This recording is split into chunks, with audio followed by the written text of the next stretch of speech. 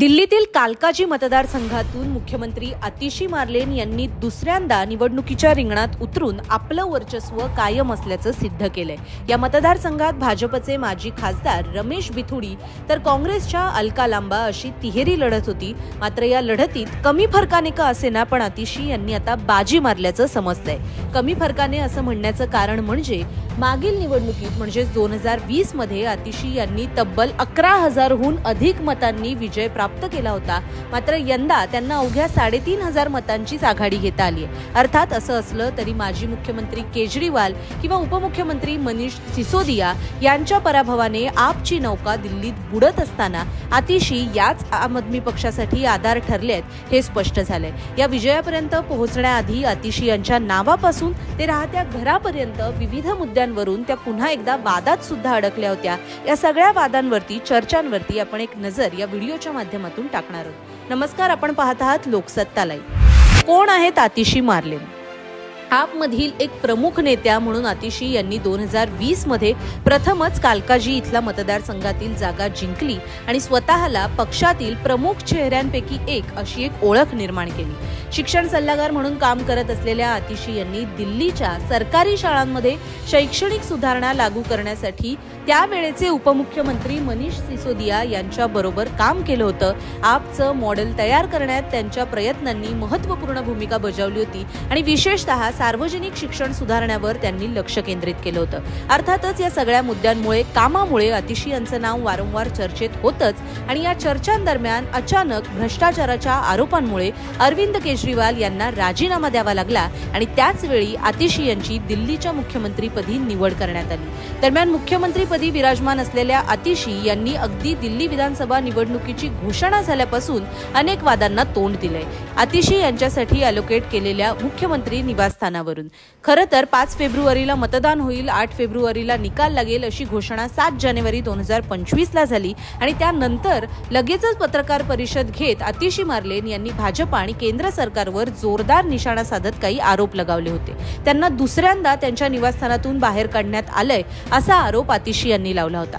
त्या म्हणाल्या होत्या की आज दिल्ली विधानसभा निवडणुका जाहीर झाल्या, निवडणुकीच्या घोषणेच्या आदल्या रात्री माझं अधिकृत निवासस्थान माझ्याकडून हिरावून घेण्यात आलंय, पत्र पाठवून मुख्यमंत्र्यांच्या निवासस्थानाचं वाटप रद्द करण्यात आलं, निवडून आलेल्या सरकारच्या मुख्यमंत्र्यांकडून मुख्यमंत्र्यांचं निवासस्थान काढून घेतलं जातं। 3 महिन्यांपूर्वी सुद्धा त्यांनी असंच केलं होतं।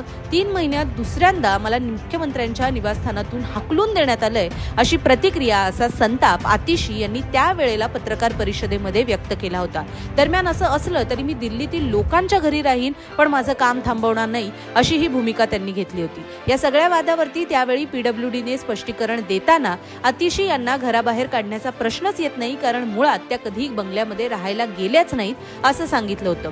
आतिशी यांच्याकडून बंगला परत घेण्यामागची 2 कारणं म्हणजे एक म्हणजे त्यांनी एका आठवड्याच्या आत घराचा ताबा घेणं गरजेचं होतं, जो त्यांनी घेतलाच नव्हता, ते नियमाच्या विरुद्ध होतं, आणि दुसरं म्हणजे आतिशी यांना मिळालेला 6 फ्लॅग स्टाफ रोड बंगला हा सीबीआय आणि ईडीच्या चौकशीला सामोरा जात होता। त्यामुळे या बंगल्यातील कर्मचाऱ्यांची चौकशी होत असताना आतिशी यांनी चौकशी दरम्यान सहकार्य करावं अशी त्यांना सूचना करण्यात आली होती। मात्र मुद्दामून आतिशी यांनी घराचा ताबा घेतला नाही जेणेकरून घर बंद राहिलं आणि तपास यंत्रणांना चौकशी करण्यामध्ये अडथळे आले।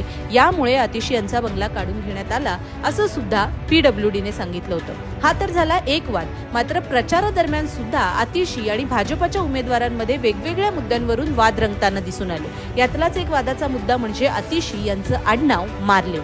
कालकाजी येथील निवडणूक प्रचारात विशेषतः आतिशी आणि बिथुडी यांच्यामध्ये जोरदार वाद झाला होता। आतिशी यांनी त्यांचं आडनाव मार्लेन वापरणं बंद करण्याच्या निर्णयावर बिथुडी यांनी प्रश्नचिन्ह उपस्थित केलं होतं आणि त्यातूनच खऱ्या अर्थाने हा वाद सुरू झाला।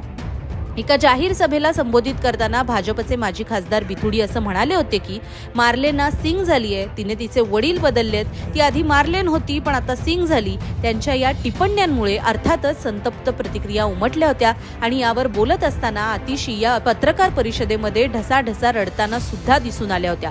बिथुडी यांनी कामाच्या मुद्द्यांऐवजी वैयक्तिक हल्ला करत वडिलांच्या नावाचा गैरवापर करून मत मागितल्यावरून आतिशी यांनी कठोर शब्दात नाराजी व्यक्त केली होती। दरम्यान हे सगळे मुद्दे चर्चेत असताना आता आतिशी या दिल्लीमधील कालकाजी मतदारसंघातून निवडून आलेत। एकीकडे आपचा दिल्लीमध्ये दारुण पराभव झालाय, तर भाजपने 27 वर्षांनंतर पुन्हा एकदा राजधानी दिल्लीमध्ये कमबॅक केलेले दिसून येते।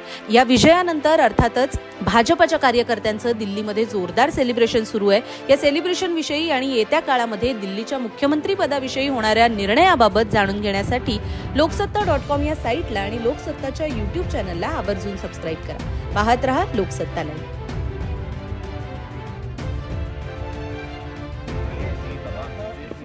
जाते हैं किस तरह से इस सबको देख रहे हैं? सबसे पहले तो मैं कालकाजी विधानसभा की जनता का धन्यवाद करना चाहती हूँ जो उन्होंने मुझ पे भरोसा दिखाया।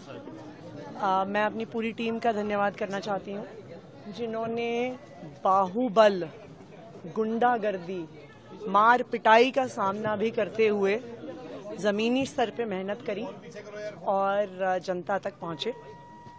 बाकी दिल्ली की जनता का जनादेश है, हमें जनादेश स्वीकार है। ये मैं अपनी सीट जीती हूँ, लेकिन ये जीत का समय नहीं है, ये जंग का समय ही है। जंग जारी रहेगी भारतीय जनता पार्टी के खिलाफ, उनकी तानाशाही और उनकी गुंडागर्दी के खिलाफ। आम आदमी पार्टी हमेशा गलत के खिलाफ लड़ती आई है और हमेशा गलत के खिलाफ लड़ती रहेगी। ये जरूर एक सेटबैक है, लेकिन आम आदमी पार्टी का संघर्ष दिल्ली के लोगों के लिए, देश के लोगों के लिए कभी खत्म नहीं। Ma'am please